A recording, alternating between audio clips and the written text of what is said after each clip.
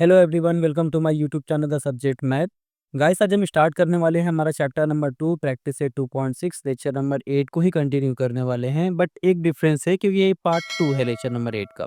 ठीक है, मैं वीडियोस को थोड़ा पार्ट्स में डिवाइड कर रहा हूँ क्योंकि अगर एक वीडियो में सारे कंप्लीट करेंगे तो वीडियो थोड़ा लॉन्ग हो जाएगा, इसलिए मैंने इसको पार्ट्स में डिवाइड किया है। सो हम एक पार्ट्स में 3 या 4 क्वेश्चंस कंप्लीट करने वाले हैं बेसिकली। सो हमने पार्ट 1 में हमने 3 क्वेश्चंस कंप्लीट किए थे।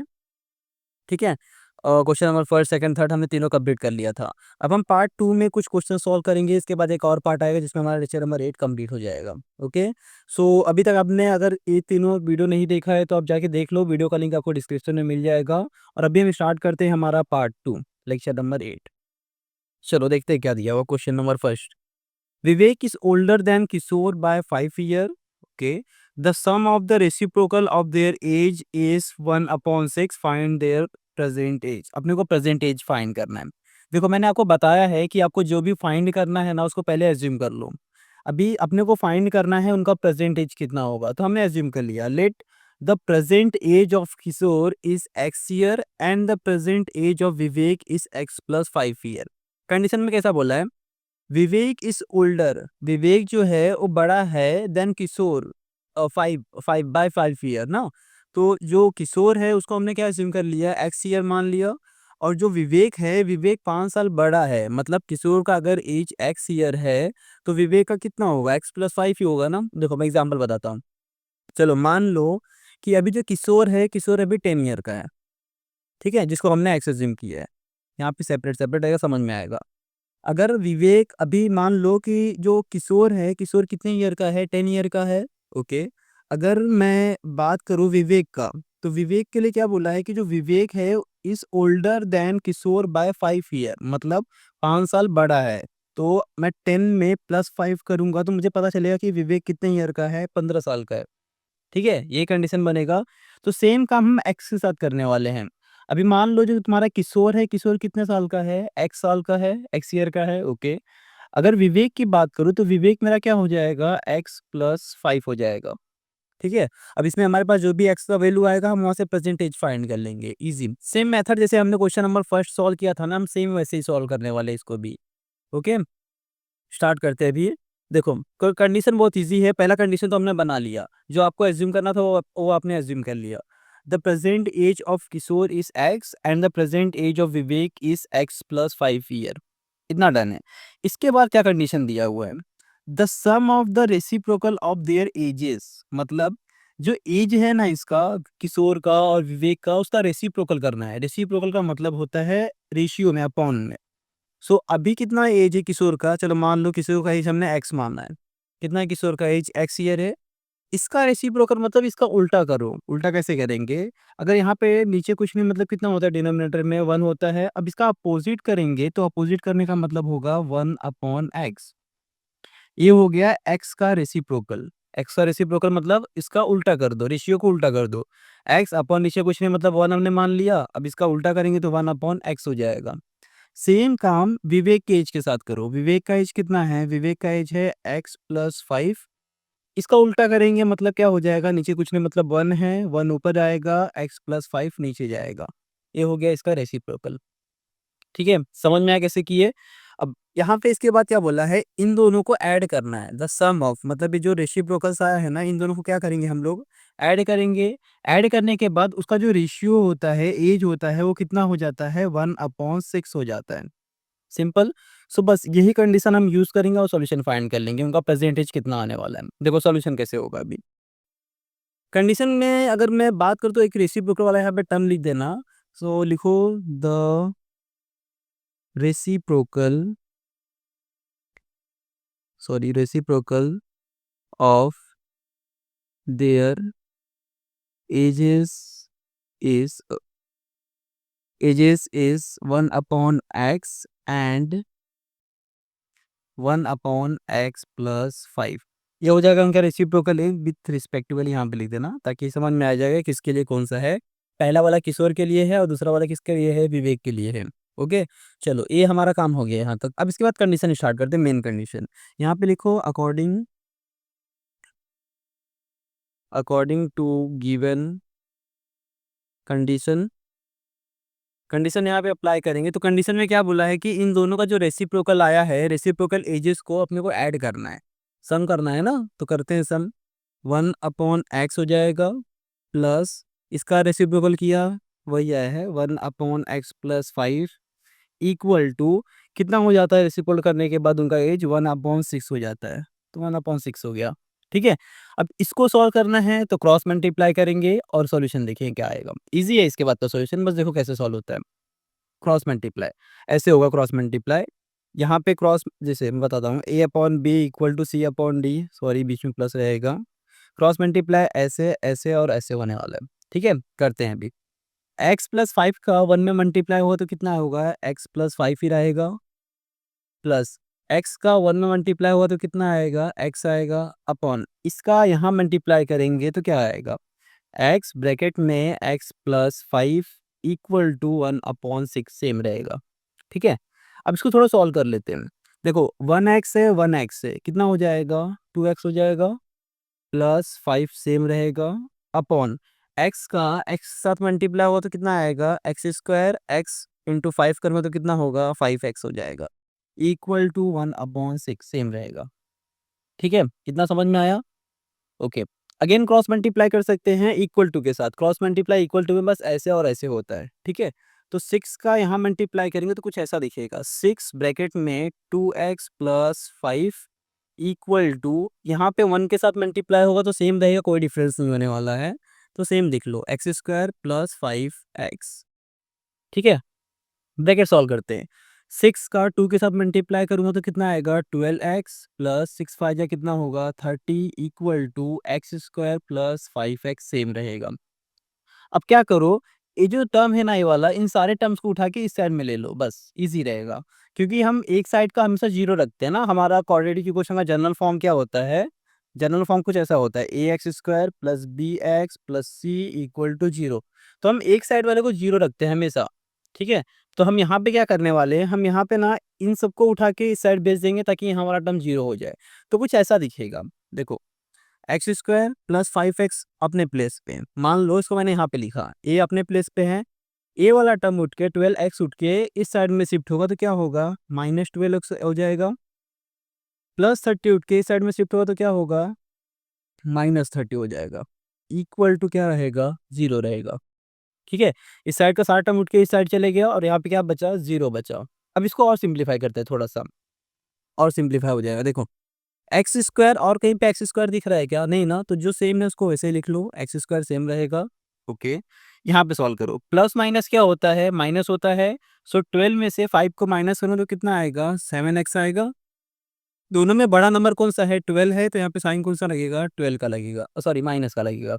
ठीक है, -30 इक्वल टू जीरो, इतना हो गया समझ में। अब इसको सॉल्व करने के लिए आप कोई भी मेथड यूज़ कर सकते हो। हमने क्या क्या देखा है, हमने फॉर्मूला मेथड देखा है, हमने फैक्टराइजेशन मेथड देखा है, और हमने क्या देखा था, कंप्यूटिंग स्क्वायर मेथड देखा था। तो आप किसी भी मेथड के साथ इसको सॉल्व कर सकते हो, आपका आंसर मिल जाएगा। देखते हैं सॉल्व करके, हम फैक्टराइजेशन से ही सॉल्व करते हैं क्योंकि ईजी रहता है। देखो अभी कैसे सॉल्व होगा, हमारे पास इक्वेशन जो बन गया है ना नया वाला, हमारा इक्वेशन है एक्स स्क्वायर और क्या था, 7x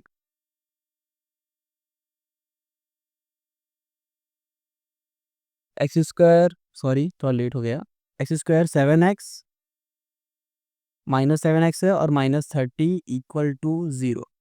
ये हमारा क्या है, क्वेश्चन है। ठीक है, इसको सॉल्व करना है। देखो कैसे सॉल्व करेंगे, क्या करते हैं हम लोग इसको सॉल्व करने के लिए, हम लोग करते हैं फर्स्ट नंबर का और लास्ट नंबर का मल्टीप्लाई। तो यहाँ पे फर्स्ट नंबर क्या है 1 और लास्ट नंबर क्या है 30। सो 1 इंटू 30 करूँ तो कितना आएगा, 30 आएगा। अब ऐसा कोई दो नंबर फाइंड करो जिसको माइनस करने पे 7 आना चाहिए और मल्टीप्लाई करने पे 30 आना चाहिए। सो अगर मैं 10 मल्टीप्लाई बाय 3 करूंगा ना तो कितना आएगा, 30 आएगा, और 10 माइनस 3 करूंगा तो कितना आएगा, 7 आएगा। इजी, देखते हैं अभी सॉल्व करके इसको। देखो एक्स स्क्वायर सेम रखो, जहाँ पे 7 है वहाँ पे हम क्या रखेंगे, 10 माइनस 3 रखेंगे, बस बाकी सब सेम रहेगा। सो माइनस जहाँ पे 7 है वहाँ पे मैंने क्या रखा, 10 minus 3 X minus 30 equal to zero. ठीक है, अब सॉल्यूशन इजी है। अब इसके बाद तक कैसे सॉल्व करना है आपको पता है। हम क्या करते हैं, एक्स स्क्वायर को सेम लेंगे, यहाँ से साइन का मल्टीप्लाई और यहाँ से एक्स का multiply. So minus 10x minus minus plus 3 into x करूँगा तो 3x माइनस 30 इक्वल टू 0। ठीक है, अब इसके बाद हमारा आता है नेक्स्ट स्टेप कॉमन निकालने का। इन दोनों में कॉमन क्या मिलता है आपको, यहाँ पे कॉमन क्या है, x कॉमन है, तो मैंने x को बाहर निकाल लिया। क्या बचा यहाँ पे, डबल एक्स था, एक एक्स बाहर आ गया, एक एक्स बच गया, माइनस एक्स बाहर आ चुका है, बस 10 बचेगा। यहाँ पे क्या कॉमन है, दोनों अगर ध्यान से देखो ना तो दोनों 3 की टेबल से डिवाइड हो जाते हैं, 3 वन जा 3 टेन जा, तो मैंने 3 को बाहर निकाल लिया। ठीक है, क्या बचेगा यहाँ पे, जब 3 बाहर आ गया तो बस x बचा। ओके, माइनस साइन है इस वाले में तो इस यहाँ पे भी माइनस साइन लगा दिया। 3 टेन जा होता है 30, तो यहाँ पे 10 बचेगा इक्वल टू 0। दोनों ब्रैकेट सेम सेम आना चाहिए तो तुम्हारा करेक्ट आंसर है। हमारा देखो दोनों ब्रैकेट सेम सेम आया है, मतलब हम करेक्ट सॉल्व कर रहे हैं। सो x माइनस 10 एक ब्रैकेट में हो गया और जो बाहर है उसको एक ब्रैकेट में लिख लो, इक्वल टू 0। ठीक है, अब कंपेयर करते हैं इसको 0 के साथ। So x minus 10 equal to 0 और x plus 3 equal to 0। Okay, x equal to minus 10 है, इस साइड जाएगा तो क्या होगा, प्लस 10 होगा, और x इक्वल टू माइनस 3 हो जाएगा। ठीक है, इतना समझ में आया। ओके, अब हमारे पास दो वैल्यू आया है, हम किसको कंसीडर करने वाले हैं, हम हमेशा पॉजिटिव नंबर को लेंगे। क्यों, क्योंकि age can not be negative, age कभी भी नेगेटिव नहीं हो सकता, है ना। कभी आपने सुना है क्या इसका एज -3 है या फिर -2 ईयर का है, -10 ईयर का है, ऐसा सुना है कभी आपने, नहीं ना। तो हम क्या करेंगे कि age can not be negative, so therefore X is not equal to -3। So X is only equal to किसके रहेगा, 10 के। अरे यार ये तो सही हो गया ना, मैंने आपको एग्जांपल भी 10 का ही दिया था। देखो अगर ध्यान से यहाँ पे देखो, मैंने आपको बताया था ना किशोर का एज 10 है और विवेक का एज 15 होगा। सो हम लोग करेक्ट किए थे, पहले ही अपने को आंसर पता चल गया था, सोल्यूशन तो बस एक बताने के लिए था। ठीक है, चलो आंसर लिख लेते हैं अपना भी। आंसर में लिख लो, अपने को किशोर का फाइंड करना था तो लिखो यहाँ पे present age of Kishore equal to 10 year and present age of Vivek is x plus 10 था, सॉरी x प्लस 5 था, मतलब कितना हो जाएगा, 15 ईयर हो जाएगा। ठीक है, समझ में कैसे सोल्यूशन किया है, एक बार देख लो सोल्यूशन, फिर देखते हैं नेक्स्ट क्वेश्चन। ओके, अब स्टार्ट करते हैं क्वेश्चन नंबर 5। बहुत अच्छा क्वेश्चन है, बहुत इजी, एक बार समझ लो कैसे सॉल्व करना है। क्वेश्चन रीड करोगे आपको सॉल्यूशन अपने आप समझ में आ जाएगा, तो कुछ तो समझ में आ जाएगा पक्का है। ठीक है, देखते हैं, पहले रीड करते हैं क्वेश्चन। क्या क्वेश्चन दिया हुआ है, Suyash score 10 marks more in the second unit test then that in the first unit. ठीक है, ये फर्स्ट कंडीशन यहाँ तक हम समझ लेंगे कि अपने को एज्यूम क्या करना है एंड फाइंड क्या करना है। ओके, नेक्स्ट क्या बोला है, 5 time the marks in the second unit test is equal to the square of the marks in the first unit test. Okay, find the first unit test का marks पता करना है अपने को, इजी। देखो सोल्यूशन कैसे करेंगे, चलो मान लो जो सुयस है उसने पहले जो उसका फर्स्ट यूनिट टेस्ट था ना, ऐसा अज्यूम कर लो जिसका फर्स्ट यूनिट टेस्ट था उसमें उसने एक्स मार्क्स पाया था। कितना पाया था, एक्स मार्क्स। जब उसका सेकेंड वाला यूनिट टेस्ट हुआ तो उसमें उसने कितना पाया, एक्स प्लस 10 पाया। ये कंडीशन है ना, देखो यहाँ पे Suyash score 10 marks more in the second unit test then it's first unit test. Okay, मतलब पहला वाला जो उसका टेस्ट था उसमें उसने एक्स मार्क्स पाया, और जब इसका सेकेंड वाला टेस्ट हुआ तो उसमें उसने 10 मार्क्स 10 मार्क्स ज़्यादा पाया था, मतलब एक्स प्लस 10 हो जाएगा। मान लो पहले वाले टेस्ट में उसने 10 मार्क्स पाया था और दूसरे वाले में उसने 10 और पा लिया, मतलब 10 प्लस 10 हो गया कितना, 20 मार्क्स हो गया। ठीक है, ये कंडीशन बनेगा। उसके बाद क्या बोला है, मेन वहां से स्टार्ट होता है, मेन कंडीशन हमारा यहाँ से स्टार्ट होगा। क्या बोला है, 5 time the marks in the second unit test. Okay, अब ये मेरा सेकेंड यूनिट है, उसका बोला है 5 टाइम करने के लिए। इसका 5 टाइम करूंगा तो कुछ ऐसा दिखेगा ना, 5 टाइम एक्स प्लस 10। ठीक है, 5 टाइम हो गया, 5 time test is equal to, क्या है, इक्वल है, equal to square of the marks in the first unit test. मतलब जो पहला वाला टेस्ट था उसका क्या है, एक्स है, उसका स्क्वायर करना है। इजी, बस यहाँ पे आगे सॉल्यूशन मिल गया। इसके बाद अपने को ब्रैकेट सॉल्व करना है और फैक्टराइजेशन मेथड लगा के सॉल्व कर देना है। ठीक है, स्टार्ट करते हैं सॉल्यूशन, देखते हैं क्या सॉल्यूशन आने वाला है इसका। देखो इजी है। पहले तो एज्यूम कर लो कि अपने को जो फाइंड करना है, अपने को फाइंड करना है उसका फर्स्ट यूनिट टेस्ट में कितना मार्क्स आया था, तो हम एज्यूम कर लेते हैं वही। सो यहाँ पे लिखो let Suyash scored X marks in first unit test and scored x plus 10 marks in the second unit test. ये हमने एज्यूम कर लिया क्योंकि ये अपने को गिवन था। ठीक है, यही गिवन है ना कि जो सुबह से उसको x मार्क्स मिला था पहले वाले टेस्ट में और सेकंड वाले टेस्ट में उसको 10 मार्क्स मोर मिला था, मतलब x प्लस 10 हो जाएगा। ठीक है, इतना हमने एज्यूम कर लिया। इसके बाद क्या बोला है, 5 time the marks in second unit test. इसको भी लिख लेते हैं वैसा, ऐसा लिखो यहाँ पे 5 time 5 times the marks in second unit test is equal to 5 time का मतलब 5 और सेकंड का मार्क्स कितना है x प्लस 10 है। ठीक है, एंड और क्या बोला है, is equal to square of the marks in the first unit test ना। ठीक है, square of marks in first unit test equal to हो जाएगा एक्स स्क्वायर। ठीक है, एक्स स्क्वायर हो गया। ओके, अब इसके बाद हम लगा लेते हैं हमारा कंडीशन। कंडीशन क्या बोलता है हमारे पास, according to given condition. Condition में बोला है हम अपने को कि ये जो दोनों आए हैं नए वाले 5 टाइम और स्क्वायर वाले, दोनों क्या है, इक्वल हैं। यहाँ पे है ना लिखा हुआ इक्वल। सो अगर मैं इसको इक्वल बताता हूँ तो कुछ ऐसा दिखेगा, 5 ब्रैकेट में X plus 10 is equal to X square. अब इसको सिंप्लीफाई कर लो और अपना वैल्यू फाइंड कर लो कि सुयस ने पहले वाले टेस्ट में कितना मार्क्स अज्यूम किया था और सेकंड वाले टेस्ट में कितना मार्क्स अज्यूम किया था। ठीक है, 5 का x में मल्टीप्लाई होगा तो 5x होगा, प्लस 5 इंटू 10 करूँगा तो कितना होगा 50 इक्वल टू एक्स स्क्वायर। इन सबको उठा के इस साइड में ले लेते हैं। सो मान लो एक्स स्क्वायर अपने प्लेस पे है, इसको उठा के इस साइड लेके गया तो -5x हो जाएगा। प्लस 50 है, इस साइड गया तो क्या होगा -50 हो गया। यहाँ पे क्या बचा, कुछ नहीं, मतलब 0 बचा। हम थोड़ा यहाँ वहाँ कर रहे पोजीशन, कुछ फर्क नहीं पड़ता, सेम ही चलेगा। ठीक है, इसके बाद क्या, इसके बाद हम यूज़ करते हैं हमारा पुराना फैक्टराइजेशन मेथड, जैसे हम पहले सॉल्व करते थे। कैसे सॉल्व करते हैं, फर्स्ट नंबर का और लास्ट नंबर का मल्टीप्लाई करते हैं। तो 1 इंटू 50 करूँगा तो कितना आएगा, 50 आएगा।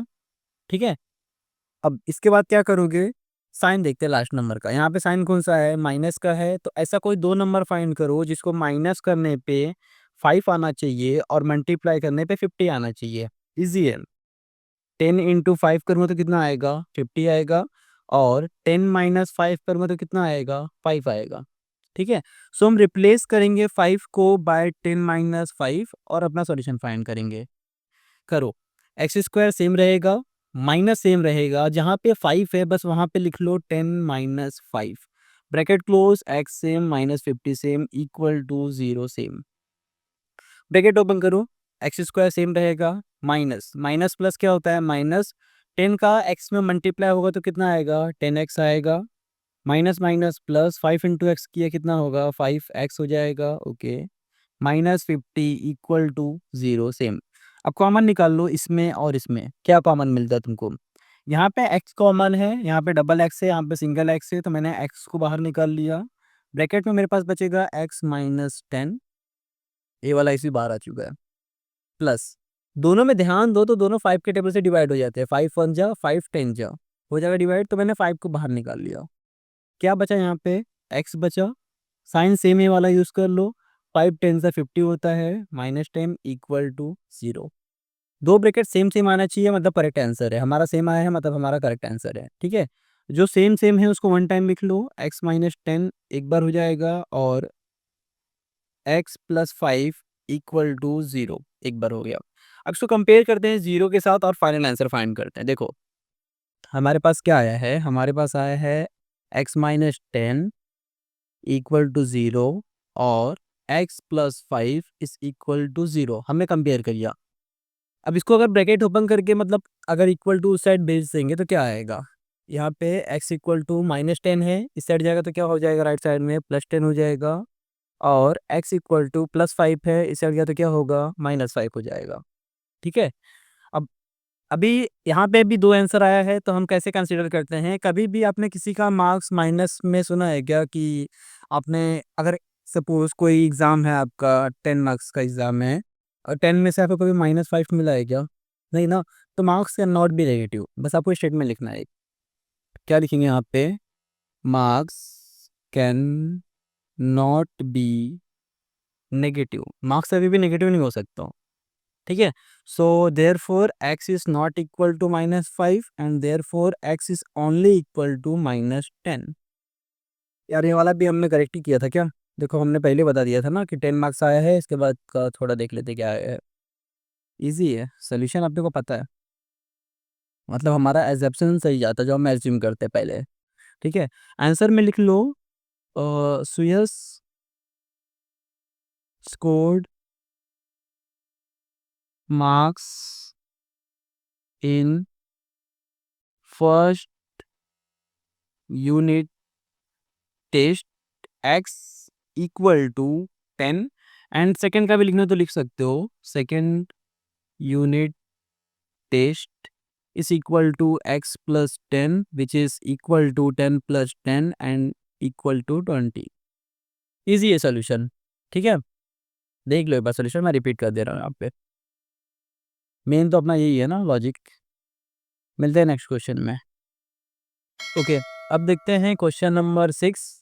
इजी है, बस क्वेश्चन थोड़ा बड़ा दिया हुआ है। ठीक है, एक बार में समझ में आ जाएगा पक्का है, इतना भी हार्ड नहीं है, बस थोड़ा सा क्वेश्चन थोड़ा लेंथी दिया हुआ है। रीड करते क्वेश्चन क्या दिया हुआ है। Mr. Kasam run a small business of making earthen pot. He make certain number of pots on daily basis. Production cost of each pot is 40 more than 10 times the total number of pots he make in one day. Okay.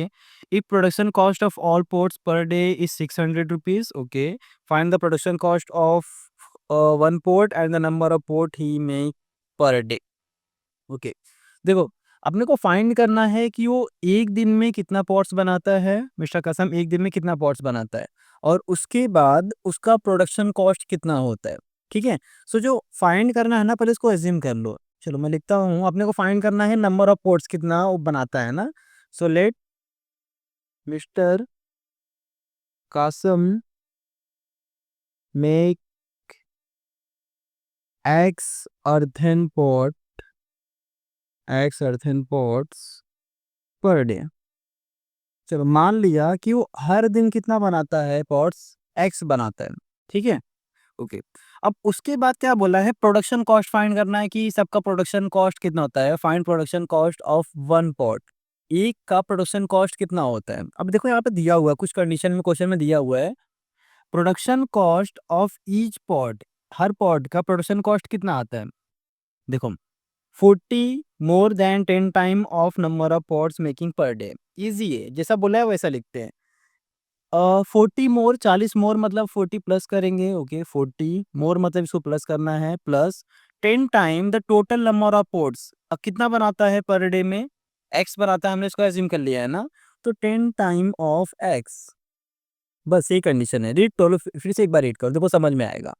क्या बोला है, production cost of each pot is 40 मोर, जो production cost है each earthen pot का 40 ज्यादा है, 40 more than 10 time the total number of pots he make one day. तो हमने पहले एज्यूम कर लिया, हमने क्या एज्यूम किया है, mister Kasam make X earthen pot in per day, हर दिन में वो एक्स नंबर ऑफ पॉट्स बनाता है, तो एक्स हो गया।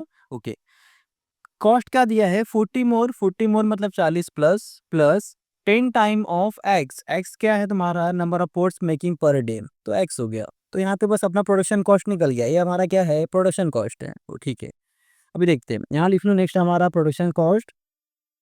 प्रोडक्शन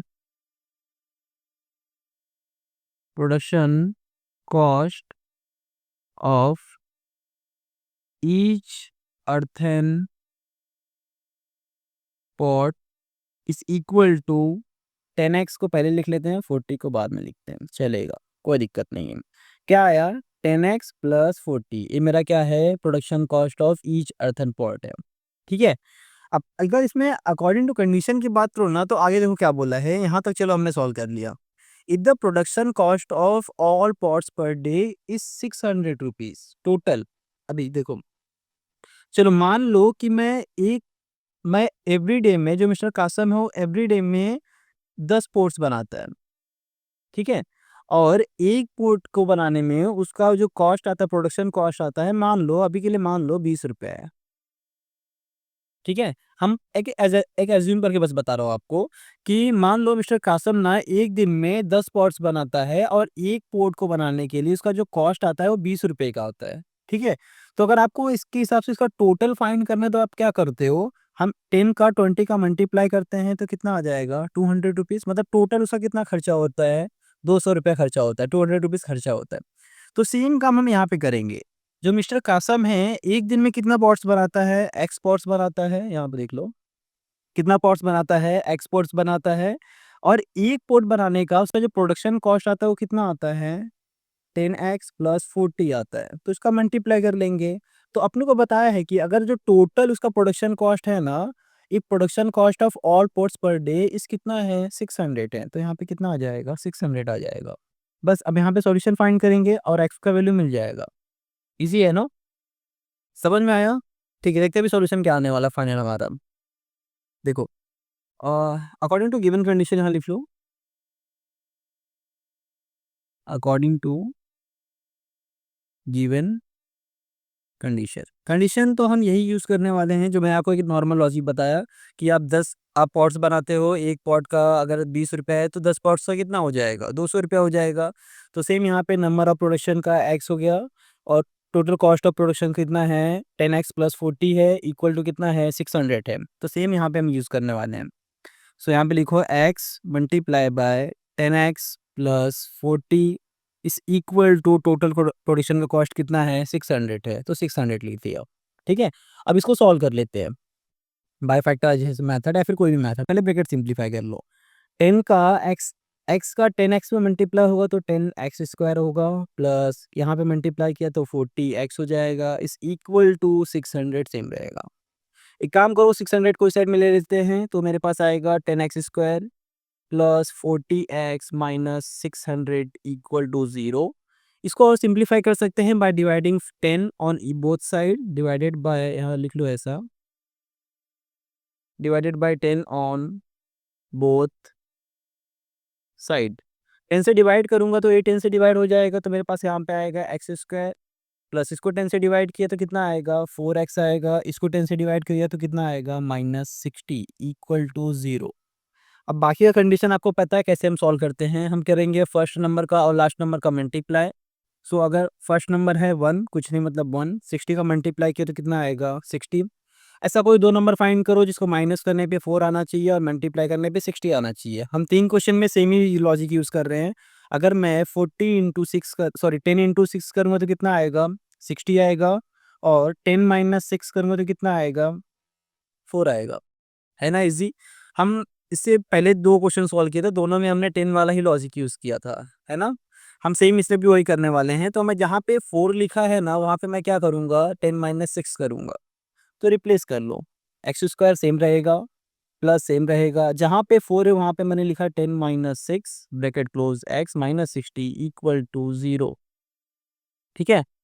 एक्स स्क्वायर सेम, यहाँ ब्रैकेट ओपन करते हैं, यहाँ पे प्लस का मल्टीप्लाई और यहाँ पे एक्स का multiply, plus plus plus 10 into x करूँगा तो कितना आएगा? 10x आएगा।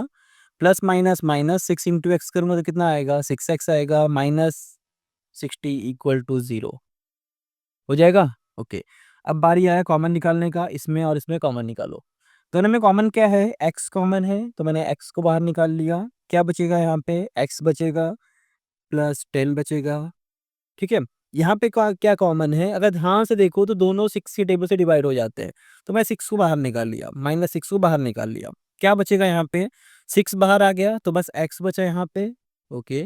माइनस, एक चीज याद रखना, जो भी साइन तुम्हारा पहले वाले ब्रैकेट में, सेम साइन दूसरे वाले ब्रैकेट में लगाना। आग बंद करके लगा दो, कोई दिक्कत नहीं है, करेक्ट सॉल्यूशन है। 6 10 होता है 60, तो यहाँ पे बचेगा 10 इक्वल टू हो गया 0। दोनों ब्रैकेट सेम सेम आना चाहिए तो तुम्हारा करेक्ट आंसर है। सो हमारे पास x प्लस 10 एक बार आ गया और x माइनस 6 एक बार आ गया, इक्वल टू हो गया 0। x प्लस 10 इक्वल टू 0 और x minus 6 is equal to 0। Compare कर लो इसको। सो x इक्वल टू -10 और x इक्वल टू -6 हो गया। सॉरी सॉरी, -6 नहीं, +6 आएगा। ठीक है। अब कभी अभी हमने क्या एज्यूम किया, एक्स को हमने एज्यूम किया था mister Kasam make X earthen pots per day. तो अभी किसी ने माइनस में तो पोर्ट्स नहीं बना सकता ना, कि अब मैंने -10 पोर्ट्स बनाया या फिर मैंने -15 पोर्ट्स बनाया, ऐसा नहीं हो सकता ना। तो हम जो वैल्यू कंसिडर करने वाले हैं ना, प्लस वाला कंसिडर करेंगे, हम माइनस वाला नहीं लेने वाले हैं। सो हम लिखेंगे यहाँ पे number of pots can not be negative, easily flow. Number of pots can not be negative, जो नंबर ऑफ पोर्ट्स है कभी नेगेटिव नहीं हो सकता। So therefore X is not equal to -10। अगर एक्स इक्वल टू -10 नहीं होगा तो क्या होगा, अगर -10 नहीं होगा तो एक्स इक्वल टू मेरा हो जाएगा 6, ये हो जाएगा। ओके, अब अपने को फाइंड करना था इसका मेन आंसर ना, कि एक्स तो हमारा हो गया उसका number of ports making per day का वैल्यू। ठीक है, कि जो मिस्टर कासम है वो एक दिन में 6 पोर्ट्स बनाता है। अब इसका प्रोडक्शन कॉस्ट कितना आएगा वो फाइंड कर लेते हैं। The cost of each earthen ports, ये अपने को फाइंड करना था ना मेन। तो कितना आया था प्रोडक्शन कॉस्ट, 10x प्लस 40 आया था। ठीक है, 10 को सेम रखो, x का वैल्यू कितना है 6 है, प्लस 40 कर लो सॉल्व इसको, ये हो गया मेरा 60 प्लस 40 इस इक्वल टू कितना हो जाएगा 100 हो जाएगा। सो प्रोडक्शन कॉस्ट जो है ना वो कितना आएगा, एक पॉट बनाने का खर्चा कितना आएगा 100 रुपया है, और एक दिन में वो कितना पोर्ट्स बनाता है 6 पोर्ट्स बनाता है। तो हमारा फाइनल आंसर यहाँ पे लिख लो, he makes, mister Kasam makes कितना बनाता है 6 अर्थन पोर्ट एवरी डे बनाता है, 6 अर्थन पोर्ट बनाता है पर डे। ओके, एंड जो प्रोडक्शन कॉस्ट आता है उसका, and production cost of earthen port, एक अर्थन पोर्ट बनाने का फिर जो खर्चा आता है वो कितना आता है 100 रुपीज़ आता है। इजी है सॉल्यूशन है ना, बस थोड़ा सा यहाँ पे समझना पड़ा है, बाकी तो इजी सॉल्यूशन है, देख लो एक बार। मिलते हैं नेक्स्ट क्वेश्चन में भी, एक क्वेश्चन और सॉल्व करेंगे, उसके बाद हम पार्ट 3 स्टार्ट करेंगे। चलो अब एक लास्ट क्वेश्चन देखते हैं इस पार्ट का, पार्ट 2 का, उसके बाद हम कंटिन्यू करेंगे हमारा पार्ट 3। सो क्वेश्चन जो है, क्वेश्चन बहुत इंपॉर्टेंट क्वेश्चन है बोर्ड के लिए, आप इसको बहुत ध्यान से देखना, समझ में तो आ जाएगा, ऐसा नहीं कि समझ में नहीं आएगा। अब ये क्वेश्चन इंपॉर्टेंट है और सब इस क्वेश्चन से थोड़ा डरते भी हैं क्योंकि थोड़ा अलग अलग टर्म यहाँ पे यूज़ किया है। डोंट वरी, मैं आपको बहुत ईजी एक्सप्लेन करने वाला हूँ। स्टार्ट करते हैं, रीड करो पहले क्वेश्चन क्या दिया हुआ है। Prateek travel by boat 36 kilometre down stream and back in 8 hour. Okay, if the speed of the boat in still water is 12 kilometre, find the speed of the current water. अब समझ लो still water का और current water का मतलब क्या है। देखो बताता हूँ, सिंपल मतलब बताता हूँ। स्टिल वाटर का मतलब होता है पानी में कोई भी वेव नहीं है, पानी एकदम सीधा सीधा है, पानी रुका हुआ है। और करंट का मतलब होता है पानी ऐसे ऐसे मूव कर रहा है, मतलब पानी का डायरेक्शन ऐसे ऐसे फ्लो कर रहा है। ठीक है, तो इसका मतलब होता है, इसका मतलब होता है स्टिल वाटर और इसका मतलब होता है करंट वाटर, मतलब पानी एक डायरेक्शन में फ्लो करता रहेगा, ये मतलब होता है। ठीक है, अब मतलब समझो क्या बोला क्वेश्चन में, क्या बोला है। एक प्रतीक नाम का बंदा है, वो क्या कर रहा है, वो एक प्लेस से ना यहाँ से सपोज यहाँ से यहाँ पे जाने वाला है, मतलब ये बोट यहाँ से यहाँ पे लेके गया, और ये फिर कुछ टाइम के बाद ये सेम ना 8 आवर के बाद वो यहाँ से जाके फिर रिटर्न भी आ गया अपने प्लेस पे। कुछ क्वेश्चन हमारा कंडीशन ऐसा बनेगा, क्या कर रहा है जो प्रतीक है, प्रतीक टोटल कितना डिस्टेंस ट्रैवल करने वाला है 36 किलोमीटर ट्रैवल करने वाला है। ठीक है, और वो इस प्लेस से इस प्लेस पे आता है और फिर यहाँ से रिटर्न आ जाता है, तो उसको टोटल कितना टाइम लगता है 8 आवर लगता है। अपने को दिया हुआ है जब पानी रुका हुआ था तो उस टाइम पे उसका जो स्पीड था कितना था 12 किलोमीटर था। 12 किलोमीटर पर आवर था। अब अपने को फाइंड करना है उसका स्टिल वाटर, मतलब सॉरी करंट वाटर फाइंड करना है। मतलब जब पानी में ऐसा वेव रहेगा, एक डायरेक्शन में पानी फ्लो करेगा, तो उसका स्पीड कितना होगा अपने को फाइंड करना है। ठीक है, इजी है। देखो एक बार एक्सप्लेन करता हूँ आपको। चलो मान लो जो पानी है उसका स्टिल में कितना वेग है, स्टिल में इसका जो स्पीड है वो कितना है, 12 किलोमीटर पर आवर का है। ठीक है, अब करंट का अपने से पूछा है तो हम करंट को क्या एज्यूम कर लेंगे, एक्स एज्यूम कर लेंगे। ओके, अब अगर पानी में कोई मोमेंट नहीं है तो उसका स्पीड 12 है। अगर इसमें मुझे बोला है कि इसका करंट में वेव कितना है, करंट की अगर बात कर रहे हैं ना, करंट में कितना है हमने एज्यूम किया है, x kilometre per our assume किया है। अब इसमें समझो मतलब क्या है, अगर इसने इस ट्रैवल करना स्टार्ट किया, करंट वेव में स्टार्ट किया, तो यहाँ से यहाँ तक जाएगा। ठीक है, तो ये जो यहाँ से यहाँ तक जाएगा ना, इसको हम लोग बोलते हैं डाउन स्ट्रीम। डाउन स्ट्रीम में बताता हूँ इसको क्यों ऐसा डाउन स्ट्रीम अज्यूम कर रहे हैं हम लोग। डाउन स्ट्रीम इसका मतलब क्या होता है, डाउन स्ट्रीम का मतलब क्या होता है, डाउन स्ट्रीम का मतलब जिस साइड में वाटर का वेव है, जिस साइड में वाटर का डायरेक्शन जा रहा है, उसी साइड में अगर कोई पर्सन ट्रैवल करता है तो उसको हम लोग बोलते हैं डाउन स्ट्रीम। ठीक है, अब नॉर्मली तो वाटर का जो वेव था वो कितना था, 12 था। अब इसमें वो करंट वेव में ट्रैवल कर रहा है तो उसका स्पीड ना थोड़ा बढ़ सकता है। ठीक है, मतलब पहले अगर 12 किलोमीटर पर आवर से जा रहा था, धीरे-धीरे जा रहा था। अब जिस डायरेक्शन में तुम्हारा वाटर जा रहा है, उसी डायरेक्शन में तुम भी जा रहे हो, तो तुम्हारा स्पीड बढ़ जाएगा और तेज़ जाओगे ना, तो उसमें हम लोग प्लस एक्स कर देंगे। जब भी हमारा करंट का स्पीड रहेगा, हम लोग उसको प्लस कर देंगे। ये हो गया हमारा डाउन के साइड में। बट एक कंडीशन इसमें उल्टा क्या आएगा, अप वाले स्ट्रीम में। अप स्ट्रीम में क्या होगा, माइनस हो जाएगा। अब जब चलो अब जो प्रतीक था ये इस प्लेस से इस प्लेस पे चले गया है, बट जब इस प्लेस से रिटर्न आएगा यहाँ पे अपोजिट साइड में तो क्या होगा, स्पीड तो उसका स्टार्टिंग का कितना था, 12 था। ठीक है, बट अब ये अपोजिट आने का ट्राई कर रहा है। जो पानी है, वाटर है, उसका डायरेक्शन किस साइड का है, इस साइड का डायरेक्शन है। ठीक है, अब पर्सन जो है प्रतीक, ये उसके अपोजिट आने का सोच रहा है, इस साइड आने का सोच रहा है। तो अगर स्टार्टिंग का उसका स्पीड 12 है और अपोजिट आएगा ना, तो ये वाटर इसको रेजिस्ट करेगा, रोकने का ट्राई करेगा। तो उस वाले कंडीशन में ना उसका स्पीड कम हो जाएगा। तो वहाँ पे क्या होगा, 36 माइनस 12 माइनस एक्स हो जाएगा। ठीक है, सो हम यही यूज़ करने वाले हैं, डाउन स्ट्रीम का और अप स्ट्रीम का। टोटल स्पीड यूज़ करेंगे और फॉर्मूला फाइंड कर लेंगे। ठीक है, चलो अब मैं बताता हूँ मेन सॉल्यूशन कैसे स्टार्ट होने वाला हमारा। ईज़ी है। पहले तो अज़्यूम कर लो हमारे पास जो दिया हुआ है, हम हमारे पास एक चीज़ दिया हुआ है ना, इसको पहले लिख लेते हैं। सो इसको लिख लो ऐसे, the speed of speed of the boat in still water. Still water में उसका स्पीड कितना है, 12 किलोमीटर पर आवर, इतना ही है। ठीक है, अब करंट का भी लिख लेते हैं। हमने करंट को क्या अज़्यूम किया, हमने करंट को एक्स अज़्यूम किया था, तो यहाँ पे लिख लो। लेट इसको हम लोग अज़्यूम करने वाले हैं। So let the speed of the boat in current water, इसको हमने क्या अज्यूम किया है, एक्स किलोमीटर पर आवर। ठीक है, इतना हमने अज्यूम कर लिया। इसके बाद क्या, इसके बाद मैंने जो आपको अप स्ट्रीम और डाउन स्ट्रीम का कंडीशन बताया ना, उसको अप्लाई कर लो। डाउन स्ट्रीम मतलब जिस साइड में वाटर जा रहा है उसी साइड में तुम भी जाओगे, तो तुम्हारा स्पीड बढ़ जाएगा। मतलब पहले तो 12 किलोमीटर था, फिक्स था, उसमें हमने करंट वाले को भी ऐड कर दिया, मतलब 12 प्लस एक्स हो जाएगा। सो डाउन स्ट्रीम में उसका स्पीड कितना होगा, तो वो लिख लिया।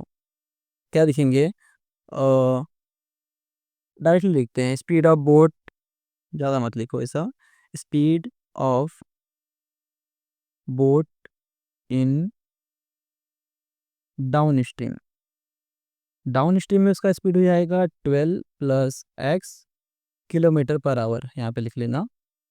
ठीक है, सेम काम उसका अप स्ट्रीम में क्या होगा, सो यहाँ पे लिख लो, speed of boat in up stream. Up stream में क्या हो जाएगा, 12 minus x kilometre per hour. ठीक है, और अपने को एक दिया हुआ है टोटल डिस्टेंस जो है, टोटल डिस्टेंस कितना होने वाला है उसका, 36 किलोमीटर होने वाला है। ओके, तो लिखना तो वो भी लिख लो, हमारे पास जो गिवन है लिख लेते हैं अभी। टोटल डिस्टेंस है, ओके लिख लेते हैं। टोटल डिस्टेंस कितना है हमारे पास, टोटल डिस्टेंस है 36 किलोमीटर और जो टोटल टाइम लगा है इसको ट्रैवल करने के लिए, इसमें टोटल टाइम इक्वल टू कितना लगा है, 8 आवर का लगा। ठीक है। अब एक के लिए मैं आपको बताता हूँ, समझ में आएगा कैसे करेंगे हम लोग। आपने वो स्पीड का फॉर्मूला पता है, स्पीड इक्वल टू क्या होता है, डिस्टेंस अपॉन टाइम, यही होता है ना। चलो अब इसमें मैं मान लो कि मैं दो फॉर्मूले के लिए यूज़ करने वाला हूँ, एक तो मेरा अप स्ट्रीम रहेगा और एक तो डाउन स्ट्रीम रहने वाला, मतलब एक जाने का और एक आने का। सो कैसे होगा, स्पीड चलो यहाँ पे लिख लो, एक के लिए लिखते हैं पहले, फॉर डाउन स्ट्रीम, हम डाउन स्ट्रीम के लिए सॉल्व कर रहे हैं अभी। ठीक है। सो डाउन स्ट्रीम के लिए वाला फॉर्मूला यूज़ करेंगे, तो स्पीड कितना है मेरा डाउन स्ट्रीम के लिए, यहाँ पे देखो लिखा हुआ है डाउन स्ट्रीम का स्पीड कितना है, 12 plus X equal to distance, उसका टोटल डिस्टेंस कितना है 36, और टाइम कितना लेने वाला है, सॉरी टाइम अपने को नहीं पता, अपने को टोटल टाइम पता है ना। तो यहाँ पे मैंने क्या एज्यूम कर लिया, T1 एज्यूम कर लिया। सो अगर इसका क्रॉस मल्टीप्लाई करूंगा तो T1 इक्वल टू कितना हो जाएगा, 36 अपॉन 12 प्लस एक्स, कुछ ऐसा हो जाएगा। ठीक है। सेम काम कर लो अप स्ट्रीम के साथ, अब स्ट्रीम के लिए भी सेम करेंगे, स्पीड कितना है 12 माइनस एक्स, अपोजिट डायरेक्शन है इसलिए अप स्ट्रीम क्या रहेगा तुम्हारा, माइनस में रहेगा, इक्वल टू इसका डिस्टेंस सेम ही है, टाइम को हमने T2 एज्यूम कर लिया। अगर इसको थोड़ा रिप्लेस करेंगे तो T2 का वैल्यू कितना आएगा, 36 अपॉन 12 माइनस एक्स। मेरे पास टाइम गिवन है, टोटल टाइम, मतलब इसको इस प्लेस से जाके रिटर्न यहाँ पे जाता है, फिर यहाँ से रिटर्न आ जाता है, तो मुझे टोटल टाइम गिवन है कितना, 8 आवर का। बट मुझे इतना नहीं पता कि इसको जाने में कितना टाइम लगा और वहाँ से आने में कितना टाइम लगा, इसलिए हमने इसको क्या अज्यूम किया है, T1 और T2। अब दोनों को ऐड करेंगे तो मेरे पास टोटल कितना आवर हो जाता है, 8 आवर होता है ना, तो बस वही करेंगे अभी। यहाँ पे ऐसा लिख लो बस सिंपल, टोटल टाइम कितना गिवन है हमारे पास, total time equal to 8 hour given है हमारे पास। ठीक है। हमने T1 प्लस T2 किया तो कितना आता है, 8 आवर हो जाता है। ओके। T1 का वैल्यू है हमारे पास 36 अपॉन 12 प्लस एक्स, प्लस इसका वैल्यू है 36 upon 12 minus X equal to 8। ठीक है, हो जाएगा। अब करते हैं हमारा मेन सॉल्यूशन स्टार्ट। पहले तो इसको थोड़ा स्मॉल कर लेते हैं, क्या कर सकते हैं, 36 दोनों में कॉमन है तो मैंने 36 को बाहर निकाल लिया। यहाँ पे बचेगा मेरे पास 1/12 plus X plus 1/12 minus X equal to 8। ठीक है। अब यहाँ पे 36 मल्टीप्लाई में है, इस साइड में लेके जाऊँ तो क्या हो जाएगा, डिवाइड में हो जाएगा, चलो चलेगा डिवाइड में। अब यहाँ पे हमारे पास ये वाला टर्म बचा तो इसका क्रॉस मल्टीप्लाई कर लेते हैं। यहाँ पे मल्टीप्लाई करूंगा, इसका मल्टीप्लाई यहाँ पे करूंगा तो कुछ ऐसा दिखेगा, 12 माइनस एक्स प्लस 1 के साथ मल्टीप्लाई करूंगा तो 12 प्लस एक्स अपॉन, इसका क्या करोगे बताता हूँ देखो। तुम लोग इसका फॉर्मूला पता होगा ना तुमको, ए प्लस बी और ए माइनस बी का फॉर्मूला क्या होता है, इसका फॉर्मूला होता है ए स्क्वायर माइनस बी स्क्वायर। जब भी दो ब्रैकेट सेम सेम हो बस साइन अपोजिट होना चाहिए। देखो यहाँ पे प्लस है और यहाँ पे क्या है, माइनस है, और यहाँ पे ए प्लस बी और यहाँ पे ए माइनस बी, तो इसका फॉर्मूला होता है ए स्क्वायर बी स्क्वायर, माइनस बीच में। तो सेम यहाँ पे देखो, 12 प्लस एक्स 12 माइनस एक्स, तो इसका हो जाएगा 12 का स्क्वायर इस 144, और एक्स का स्क्वायर एक्स स्क्वायर हो जाएगा। ठीक है, बताना तो बता देना, यहाँ पे हम लोग ये वाला फॉर्मूला यूज़ कर रहे हैं, ए स्क्वायर बी स्क्वायर का। ओके, नेक्स्ट देखते हैं अभी और आगे क्या कर सकते हैं हम लोग। इसको कैंसिल कर सकते हैं, इसको कैंसिल किया, 8 के टेबल से हो जाएगा डिवाइड, हाँ हो जाएगा, 8 बन जाए 8, 8 नहीं 8 से नहीं, 4 से करते हैं, 4 2 ज़ा 8 और 4 9 ज़ा 36 हो गया। सो 2/9 यहाँ पे आएगा। ठीक है। यहाँ पे क्या कैंसिल हो रहा है, एक प्लस में एक्स एक माइनस में एक्स कैंसिल हो गया, 12 12 को प्लस किया तो कितना हो गया, 24 हो गया, अपॉन इसको सॉल्व कर लो, 144 सेम रहेगा, माइनस एक्स स्क्वायर सेम रहेगा। अगेन क्रॉस मल्टीप्लाई कर सकते हैं तो इसके साथ मल्टीप्लाई होगा 2 का, सो 2 ब्रैकेट में 144 minus X square equal to 24 into 9, ये भी आ जाएगा सेम हमारे पास। ठीक है। अब मल्टीप्लाई करके देखते हैं क्या आने वाला है हमारे पास। ओके, मल्टीप्लाई कर लो, और इसका यहाँ पे मल्टीप्लाई करेंगे तो कितना आ जाएगा, 8 8 2 माइनस 2 एक्स स्क्वायर। इसका मल्टीप्लाई करते हैं कितना आएगा, 24 मल्टीप्लाई बाय 9 किया, 9 4 जा 36 कैरी 3, 9 2 जा 18, 18 और 3 कितना हो जाएगा, 21। सो कितना हो गया, 216 हो गया। ठीक है। अब एक काम करो, इसको नंबर को भी इस साइड में ले लो, या तो इन सबको उठा के इस साइड में भेज देते हैं, इजी रहेगा।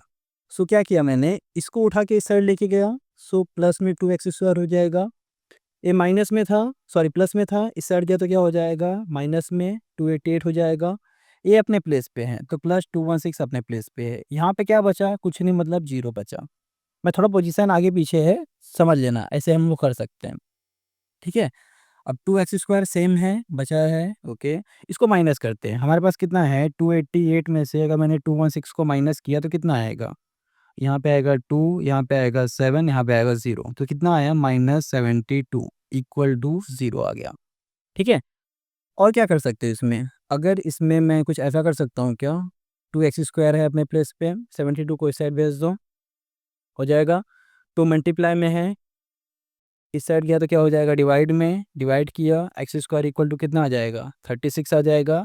x² इक्वल टू, सॉरी यहाँ पे स्क्वायर है ना, रूट में ले लेते हैं इसको, सो रूट में 36 आएगा प्लस माइनस के साथ, x इक्वल टू कितना आएगा, +-6। सो स्पीड अपने को चाहिए था, फाइंड करना था, तो हम स्पीड हमेशा प्लस में ही लेते हैं, और x इक्वल टू -6।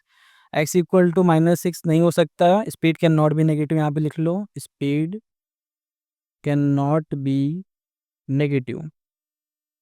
सो जो रहेगा हमारा, देयरफॉर x इक्वल टू कितना रहेगा, 6। बस हो गया। सो अपने को करंट का स्पीड फाइंड करना था ना, सो आंसर में लिख लो, हमारे पास आंसर में क्या आया, speed of current water is equal to 6 kilometre per hour. हो गया सोल्यूशन डन, ठीक है। अब ये हो गया हमारा लास्ट क्वेश्चन का सोल्यूशन। अब इसके बाद हम देखने वाले हैं हमारा पार्ट 3, जिसमें हम पूरा प्रैक्टिस सेट कंप्लीट कर देंगे ऑलमोस्ट, ओके। सो वीडियो अगर आपको पसंद आया तो लाइक करना, शेयर कर दो, सब्सक्राइब कर दो। मिलते हैं अभी नेक्स्ट वीडियो में।